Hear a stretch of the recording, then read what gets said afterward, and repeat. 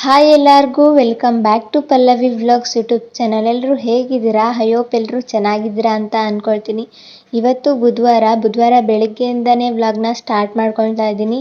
Normal ಆಗಿ ನಾನು ಬೆಳಗ್ಗೆ 6:30ಗೆ ಎದ್ದೇಳ್ತೀನಿ. ಇವತ್ತು ಸ್ವಲ್ಪ 7 ಗಂಟೆ ಆಗೋಯ್ತು. ಪರವಾಗಿಲ್ಲ ಅಂದ್ಕೊಂಡು ಮನೆ ಕಸ ಮತ್ತು ಹೊರ್ಗಿನ ಕಸ ಎಲ್ಲನೂ ಒಂದು ಬಾಗಿಲಿಗೆ ನೀರನ್ನ ಹಾಕಿ, ಹಾಗೆ ಅಂಗಳಕ್ಕೂ ಕೂಡ ನೀರನ್ನ ಹಾಕ್ಕೊಂಡು ಒಂದು ರಂಗೋಲಿನ ಹಾಕ್ಕೊಂಡೆ. ವಿಡಿಯೋನ ಪೂರ್ತಿಯಾಗಿ ನೋಡಿ. ಇನ್ ಕೇಸ್ ವಿಡಿಯೋ ಇಷ್ಟ ಆಗಿದ್ರೆ ಪ್ಲೀಸ್ ಒಂದು ಲೈಕ್, ಶೇರ್, ಕಮೆಂಟ್ ಹಾಗೆ ಸಬ್ಸ್ಕ್ರೈಬ್ ಮಾಡೋದನ್ನು ಮರಿಬೇಡಿ. ರಂಗೋಲಿ ಎಲ್ಲ ಹಾಕ್ಕೊಂಡು ಒಂದು ಕಪ್ ಟೀ ಕುಡಿಯೋಣ ಅಂದ್ಕೊಂಡು ಟೀನ ಕೂಡ ಮಾಡ್ಕೊಳ್ತಾ ಇದ್ದೀನಿ.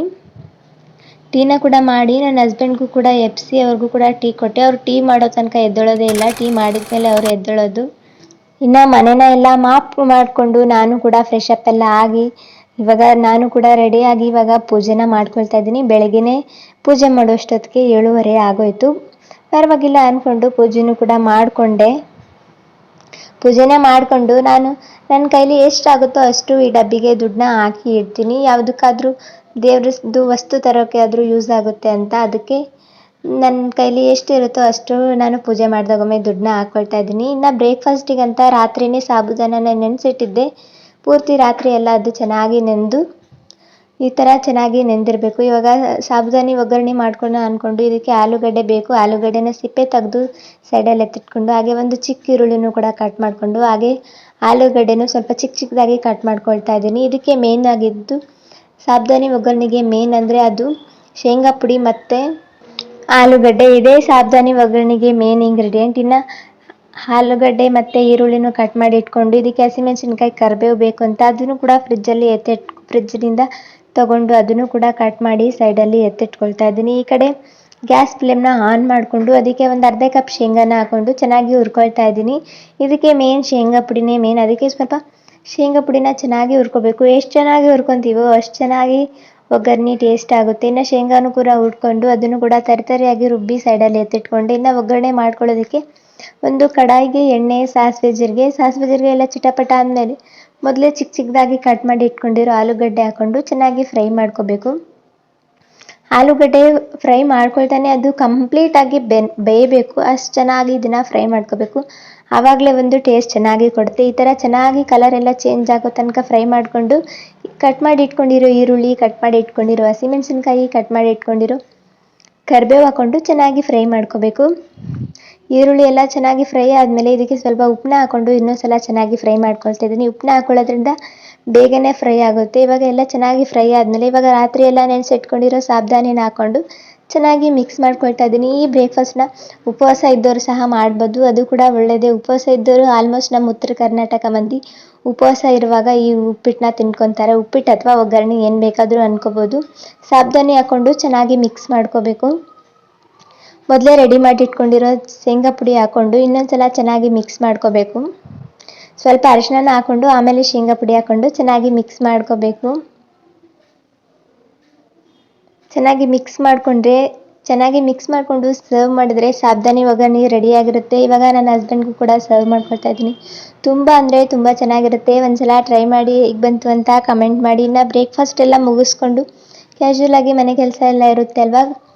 ಬ್ರೇಕ್ಫಾಸ್ಟ್ ಮಾಡಿದ ತಕ್ಷಣವೇ ಕಿಚನ್ ಕೌಂಟರ್ ಟಾಪ್ನ ಎಲ್ಲ ಕ್ಲೀನ್ ಮಾಡಿಕೊಂಡು, ಹಾಗೆ ನೀರು ಬಂದಿದ್ದು ಅಂತ ಬಟ್ಟೆನೂ ಕೂಡ ಒಗೆದು ಅದನ್ನು ಕೂಡ ಒಣ ಹಾಕಿದೆ.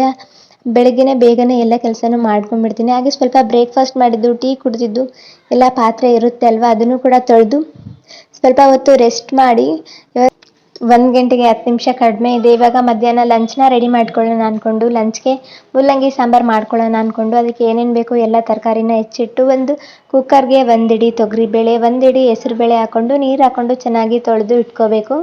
ಇವಾಗ ಕಟ್ ಮಾಡಿ ಮೂಲಂಗಿನ ಸಿಪ್ಪೆ ತೆಗೆದು ರೌಂಡ್ ಶೇಪಲ್ಲಿ ಕಟ್ ಮಾಡಿಕೊಂಡು ಹಾಕ್ಕೊಳ್ತಾ ಇದ್ದೀನಿ. ಹಾಗೆ ಒಂದು ಚಿಕ್ಕ ಈರುಳ್ಳಿನ ಉದ್ದುದಕ್ಕೆ ಕಟ್ ಮಾಡಿಕೊಂಡು ಹಾಕ್ಕೊಂಡು ಅದಕ್ಕೆ ಸ್ವಲ್ಪ ಕರಿಬೇವು ಹಾಕ್ಕೊಂಡು ಒಂದು ದೊಡ್ಡ ಟೊಮೆಟೊನ ಹಾಕ್ಕೊಂಡು ಅದನ್ನು ಕೂಡ ಹಾಕ್ಕೊಳ್ತಾ ಇದ್ದೀನಿ. ಹಾಗೆ 1-2 ಹಸಿಮೆಣಸಿನ್ಕಾಯಿನ ಮುರಿದ್ಬಿಟ್ಟು ಹಾಕ್ಕೊಂಡು ಒಂದು 4 ಎಸಳು ಬೆಳ್ಳುಳ್ಳಿನ ಹಾಕ್ಕೊಳ್ತಾ ಇದ್ದೀನಿ. ಹಾಗೆ ರುಚಿಗೆ ತಕ್ಕಷ್ಟು ಉಪ್ಪನ್ನು ಕೂಡ ಹಾಕ್ಕೊಳ್ತಾ ಇದ್ದೀನಿ. ಉಪ್ಪು ಹಾಕ್ಕೊಂಡು ಒಂದು ಚಿಟಿಕೆ ಅರಿಶಿನ ಪುಡಿ ಹಾಕ್ಕೊಂಡು 2 ಬಟ್ಲು ನೀರನ್ನ ಹಾಕ್ಕೊಳ್ತಾ ಇದ್ದೀನಿ. ನೀರನ್ನ ಹಾಕ್ಕೊಂಡು ಚೆನ್ನಾಗಿ ಮಿಕ್ಸ್ ಮಾಡ್ಕೊಳ್ತಾ ಇದ್ದೀನಿ. ನೀರನ್ನ ಹಾಕಿ ಚೆನ್ನಾಗಿ ಮಿಕ್ಸ್ ಮಾಡಿಕೊಂಡು ಕುಕ್ಕರ್ ಲಿಡ್ನ ಕ್ಲೋಸ್ ಮಾಡಿ ಗ್ಯಾಸ್ ಫ್ಲೇಮ್ನ ಆನ್ ಮಾಡಿಕೊಂಡು 2 ವಿಸಿಲ್ ಕುಕ್ಕರ್ನ ಕೂಗಿಸ್ಕೋಬೇಕು. ಆವಾಗಲೇ ಬೇಳೆ ಮತ್ತು ಮೂಲಂಗಿ ಎಲ್ಲ ಚೆನ್ನಾಗಿ ಸ್ಮ್ಯಾಶ್ ಆಗುತ್ತೆ. ಮಸಾಲೆನ ರುಬ್ಬಿ ಮಾಡ್ಕೊಳ್ತಾ ಇದ್ದೀನಿ ಈ ಸಾಂಬಾರನ್ನ. ಇವಾಗ ಕುಕ್ಕರ್ ಕೂಗಿದ್ದಕ್ಕೆ ಇಟ್ಕೊಂಡು ಇವಾಗ ಮಸಾಲೆನ ರುಬ್ಕೊಳ್ತಾ ಇದ್ದೀನಿ. ಮಸಾಲೆ ರುಬ್ಕೊಳ್ಳೋದಕ್ಕೆ ಒಂದು ಅರ್ಧ ಇಡೀ ಕಾಯಿ ತುರಿ, 1.5 ಟೇಬಲ್ ಸ್ಪೂನ್ ಮನೇಲೇ ಮಾಡಿಟ್ಕೊಂಡಿರೋ ಸಾಂಬಾರು ಪುಡಿ, ಸ್ವಲ್ಪ ಹುಣಸೆ ಹಣ್ಣನ್ನ ಹಾಕ್ಕೊಂಡು ಸ್ವಲ್ಪನೇ ನೀರು ಹಾಕ್ಕೊಳ್ತಾ ಒಂದು ಪೇಸ್ಟ್ ರೀತಿ ಇದನ್ನು ರುಬ್ಕೊಳ್ತಾ ಇದ್ದೀನಿ. ಈ ಪೇಸ್ಟ್ ಹಾಕೊಳ್ಳೋದ್ರಿಂದ ಸಾಂಬಾರು ಟೇಸ್ಟಿಯಾಗಿ ಬರುತ್ತೆ. ಒಂದ್ಸಲ ಟ್ರೈ ಮಾಡಿ ಆಯಿತಾ. ಮಸಾಲೆನ ಎಲ್ಲ ರುಬ್ಬಿ ಹಾಗೆ ಒಗ್ಗರಣೆಗೆ ಏನೇನು ಬೇಕು ಅಂತ ಅದನ್ನು ಕೂಡ ರೆಡಿ ಮಾಡಿ ಇಟ್ಕೊಂಡಿದ್ದೀನಿ. ಹಾಗೆ ಕುಕ್ಕರ್ ಕೂಗುವಷ್ಟೊತ್ತಿಗೆ ಅನ್ನಕ್ಕೂ ಕೂಡ ಇಟ್ಕೊಂಡ್ಬಿಡೋಣ ಅಂದ್ಕೊಂಡು ರೈಸ್ ಕುಕ್ಕರಲ್ಲಿ ಅನ್ನಕ್ಕೂ ಕೂಡ ಇಟ್ಕೊಳ್ತಾ ಇದ್ದೀನಿ. ಹಿಂಗಂದರೆ ತುಂಬಾ ಬೇಗ ಲಂಚ್ ರೆಡಿ ಮಾಡ್ಕೋಬೋದು ಅಂತ. ಇನ್ನು ಕುಕ್ಕರ್ ಕೂಡ 2 ವಿಸಿಲ್ ಕೂಗಿ ಎಲ್ಲ ಕೂಲಾಗಿರುತ್ತೆ. ಇವಾಗ 2 ವಿಸಿಲ್ ಕುಕ್ಕರ್ ಕೂಡ ಕೂಗಿ ಎಲ್ಲ ಕೂಲಾಗಿದೆ. ಇದನ್ನು ಸ್ವಲ್ಪ ಮೇಲಿಂದನೇ ಚೆನ್ನಾಗಿ ಸ್ಮ್ಯಾಶ್ ಮಾಡ್ಕೋಬೇಕು. ಮೂಲಂಗಿ ಸ್ಮ್ಯಾಶ್ ಆಗೋ ತನಕ ಏನು ಸ್ಮ್ಯಾಶ್ ಮಾಡ್ಕೊಳ್ಳೋದು ಬೇಡ, ಸುಮ್ಮನೆ ಬೇಳೆ ಸ್ಮ್ಯಾಶ್ ಆದರೆ ಸಾಕು. ಸ್ವಲ್ಪ ನೋಡಿಕೊಂಡು ಚೆನ್ನಾಗಿ ಸ್ಮ್ಯಾಶ್ ಮಾಡಿಕೊಂಡು ಸೈಡಲ್ಲಿ ಎತ್ತಿಟ್ಕೊಂಡು ಒಗ್ಗರಣೆಗೆ ಒಂದು ಪಾತ್ರೆನ ಇಟ್ಕೊಂಡಿದ್ದೀನಿ. ಆ ಪಾತ್ರೆಗೆ ಸ್ವಲ್ಪ ಎಣ್ಣೆನ ಹಾಕ್ಕೊಳ್ತಾ ಇದ್ದೀನಿ.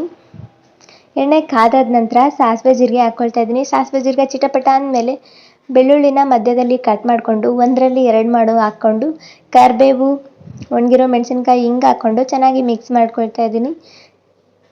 ಚೆನ್ನಾಗಿ ಮಿಕ್ಸ್ ಮಾಡಿಕೊಂಡು ಮೊದಲೇ ರುಬ್ಬಿಟ್ಕೊಂಡಿರೋ ಕಾಯಿ ಪೇಸ್ಟ್ನ ಹಾಕ್ಕೊಂಡು ಮೊದಲೇ ರೆಡಿ ಮಾಡಿ ಸ್ಮ್ಯಾಶ್ ಮಾಡಿ ಇಟ್ಕೊಂಡಿರೋ ಬೇಳೆನ ಹಾಕ್ಕೊಂಡು ಚೆನ್ನಾಗಿ ಮಿಕ್ಸ್ ಮಾಡ್ಕೋಬೇಕು. ಸ್ವಲ್ಪ ಮಿಕ್ಸಿ ಜಾರ್ನ ತೊಳೆದು ನೀರು ಹಾಕ್ಕೊಳ್ತಾ ಇದ್ದೀನಿ. ಕನ್ಸಿಸ್ಟೆನ್ಸಿ ಯಾವ ರೀತಿ ಬೇಕೋ ಆ ರೀತಿ ಅಡ್ಜಸ್ಟ್ ಮಾಡ್ಕೋಬೇಕು. ನಿಮಗೆ ಸ್ವಲ್ಪ ಗಟ್ಟಿ ಬೇಕು ಅಂದರೆ ಸ್ವಲ್ಪನೇ ನೀರು ಹಾಕ್ಕೊಳ್ಳಿ, ಸ್ವಲ್ಪ ಜಾಸ್ತಿ ನೀರು ಬೇಕಂದರೆ ಜಾಸ್ತಿ ಹಾಕ್ಕೊಳ್ಳಿ. ನಾನಿಲ್ಲಿ ಮೀಡಿಯಮ್ ಆಗಿ ಮಾಡ್ಕೊಳ್ತಾ ಇದ್ದೀನಿ. ಅಷ್ಟು ತೆಳುವಿಗೂ ಇಲ್ಲ, ಅಷ್ಟು ಗಟ್ಟಿಯಾಗೂ ಇಲ್ಲ, ಆ ಥರನ ಮಾಡ್ಕೊಳ್ತಾ ಇದ್ದೀನಿ. ಇದನ್ನು ನೀರು ಎಷ್ಟು ಬೇಕೋ ಅಷ್ಟು ನೀರನ್ನ ಹಾಕ್ಕೊಂಡು ಚೆನ್ನಾಗಿ ಮಿಕ್ಸ್ ಮಾಡಿಕೊಂಡು ಸ್ವಲ್ಪ ಉಪ್ಪು ಕಡಿಮೆ ಆಗಿತ್ತು ಅಂತ ಉಪ್ಪನ್ನ ಹಾಕ್ಕೊಂಡು ಚೆನ್ನಾಗಿ ಮಿಕ್ಸ್ ಮಾಡ್ಕೊಳ್ತಾ ಇದ್ದೀನಿ. ಚೆನ್ನಾಗಿ ಮಿಕ್ಸ್ ಮಾಡಿಕೊಂಡು ಒಂದು 5ರಿಂದ 6 ನಿಮಿಷ ಪಳಪಳ ಅಂತ ಕುದಿಸ್ಕೊಂಡ್ರೆ ಸೂಪರಾಗಿರೋ ಮೂಲಂಗಿ ಸಾಂಬಾರು ರೆಡಿ ಆಯಿತು. ಬಿಸಿ ರೈಸ್ ಮುದ್ದೆ ಜೊತೆ, ರಾಗಿ ಮುದ್ದೆ ಜೊತೆನೂ ಕೂಡ ಚೆನ್ನಾಗಿರುತ್ತೆ. ಒಂದ್ಸಲ ಟ್ರೈ ಮಾಡಿ ಹೇಗೆ ಬಂತು ಅಂತ ಕಮೆಂಟ್ ಮಾಡಿ. ಇನ್ನು ಒಂದು 5ರಿಂದ 6 ನಿಮಿಷ ಕುದಿಸ್ಕೊಂಡು ಲಿಡ್ನ ಕ್ಲೋಸ್ ಮಾಡಿ ಮುಚ್ಚಿಟ್ಬಿಟ್ರೆ ಸಾಂಬಾರು ರೆಡಿ ಆಗಿರುತ್ತೆ. ಹಾಗೆ ಅಡುಗೆ ಆದ ತಕ್ಷಣವೂ ಕೂಡ ಕೌಂಟರ್ ಟಾಪ್ನ ಎಲ್ಲ ಕಡೆ ಕ್ಲೀನ್ ಮಾಡಿಕೊಂಡು ಇವಾಗ ಊಟನ ಮಾಡ್ಕೊಳ್ಳೋಣ ಅಂದ್ಕೊಂಡು ಸರ್ವ್ ಮಾಡ್ಕೊಳ್ತಾ ಇದ್ದೀನಿ. ಬಿಸಿ ರೈಸ್ ಮತ್ತು ಮೂಲಂಗಿ ಸಾಂಬಾರು ಎಷ್ಟು ಚೆನ್ನಾಗಿರುತ್ತೆ ಅಲ್ವಾ. ಒಂದ್ಸಲ ಟ್ರೈ ಮಾಡಿ. ಮೂಲಂಗಿ ಸಾಂಬಾರನ್ನ ತುಂಬ ಟೇಸ್ಟಿಯಾಗಿ ಬರುತ್ತೆ. ಹಾಗೆ ಒಂದು 10 ನಿಮಿಷದಲ್ಲೇ ಸಾಂಬಾರನ್ನ ಮಾಡ್ಕೊಂಡ್ಬಿಡ್ಬೋದು, ಅಷ್ಟು ಚೆನ್ನಾಗಿರುತ್ತೆ. ಇವಾಗ ಮೂಲಂಗಿ ಸಾಂಬಾರನ್ನು ಕೂಡ ಹಪ್ಪಳ, ಸಂಡಿಗೆ, ಮಾವಿನಕಾಯಿ ಚಟ್ನಿ, ಪುಡಿ ಜೊತೆನೂ ಕೂಡ ಸರ್ವ್ ಮಾಡ್ಬೋದು. ತುಂಬ ಅಂದರೆ ತುಂಬ ಚೆನ್ನಾಗಿರುತ್ತೆ. ನಾನಿಲ್ಲಿ ಯಾವುದೇ ಸಂಡಿಗೆನೂ ಕೂಡ ಕರ್ಕೊಂಡಿದ್ದಿಲ್ಲ. ಸಿಂಪಲ್ಲಾಗಿ ಮಾವಿನಕಾಯಿ ಚಟ್ನಿ ಮತ್ತು ಗುರೆಳ್ ಪುಡಿ ಜೊತೆನೇ ತಿಂದರೆ ಇನ್ನೂ ಕೂಡ ಸಖತ್ತಾಗಿರುತ್ತೆ. ಟ್ರೈ ಮಾಡಿ ಹೇಗೆ ಬಂತು ಅಂತ ಕಮೆಂಟ್ ಮಾಡಿ. ಇನ್ನು ಹೊಟ್ಟೆ ತುಂಬ ಊಟ ಆದರೆ ನಿದ್ದೆ ಬರೋದು ಸಹಜ ಅಂತ ನಾನು ಕೂಡ ಮಲ್ಕೊಂಡ್ಬಿಟ್ಟಿದ್ದೆ. ಇನ್ನು 4:15ಗೆ ಎದ್ದು ಬಟ್ಟೆನೂ ಕೂಡ ಬೆಳಗ್ಗೆನೇ ವಾಶ್ ಮಾಡಿ ಇಟ್ಕೊಂಡಿದ್ದೆ ಅಲ್ವಾ, ಅದು ಕೂಡ ಚೆನ್ನಾಗಿ ಒಣಗಿತ್ತು ಅಂತ ಅದನ್ನು ಕೂಡ ತೊಗೊಂಡು ಬಂದು ಅವಾಗಲೇ ಮಡಚಿ ಹಸ್ಬೆಂಡ್ ಬಟ್ಟೆನ ಹಸ್ಬೆಂಡ್ ಕಬೋರ್ಡಲ್ಲಿ ಇಟ್ಕೊಂಡು ನನ್ನ ಬಟ್ಟೆನ ನನ್ನ ಕಬೋರ್ಡಲ್ಲಿ ಇಟ್ಕೊಂಡೆ. ಇನ್ನು ಅವಾಗಲೇ ಬಟ್ಟೆನ ಮಡ್ಚ್ಕೊಂಡ್ಬಿಡ್ತೀನಿ. ಆವಾಗ ಏನು ಮೆಸ್ಸಿ ಅಂತ ಅನಿಸಲ್ಲ. ಇವಾಗ ಟೀ ಕುಡಿಬೇಕು ಅಂತ ಅನಿಸ್ತಾ ಇತ್ತು ಅಂತ ಟೀನ ಕೂಡ ಮಾಡ್ಕೊಳ್ತಾ ಇದ್ದೀನಿ. ಬೆಲ್ಲದ ಟೀನ ಮಾಡ್ಕೊಂಡಿದ್ದೆ. ಇತ್ತೀಚೆಗೆ ಸ್ವಲ್ಪ ಸಕ್ಕರೆ ಟೀನ ಕಡಿಮೆ ನಮ್ಮ ಮನೇಲಿ ಮಾಡೋದು, ಬೆಲ್ಲದ ಟೀನೇ ಸ್ವಲ್ಪ ಜಾಸ್ತಿನೇ ಮಾಡ್ತಾ ಇದ್ದೀನಿ. ಬೆಲ್ಲದ ಟೀನ ಕೂಡ ಮಾಡಿಕೊಂಡು ಇನ್ನು ಪಾರ್ಲೆ ಬಿಸ್ಕೆಟ್ ಜೊತೆ ತಿಂದೆ. ಹಾಗೆ ಮನೆ ಹತ್ರನೇ ಹಸು ಸಗಣಿ ಹಾಕಿತ್ತು, ಅದನ್ನ ಯಾಕೆ ಚೆಲ್ಲಬೇಕು ಅಂತ ಸಾರಿಸ್ಕೊಂಡೆ. ಹೇಗೆ ಕಾಣ್ತಾ ಇದೆ ಅಂತ ಕಮೆಂಟ್ ಮಾಡಿ. ಇನ್ನು ಈವ್ನಿಂಗ್ ಬಾಗಿಲಿಗೆ ನೀರನ್ನ ಹಾಕ್ಕೊಂಡು ದೀಪನೂ ಕೂಡ ಹಚ್ಕೊಂಡೆ. ವಿಡಿಯೋ ಇಷ್ಟ ಆಗಿದ್ರೆ ಪ್ಲೀಸ್ ಒಂದು ಲೈಕ್ ಮಾಡಿ, ಶೇರ್ ಮಾಡಿ, ಕಮೆಂಟ್ ಮಾಡಿ, ಇನ್ನೂ ಹೆಚ್ಚು ಸಪೋರ್ಟ್ ಮಾಡಿ. ಸಿಗ್ತೀನಿ ನೆಕ್ಸ್ಟ್ ವಿಡಿಯೋದಲ್ಲಿ. ಅಲ್ಲಿವರೆಗೂ take care, bye. Thank you for watching.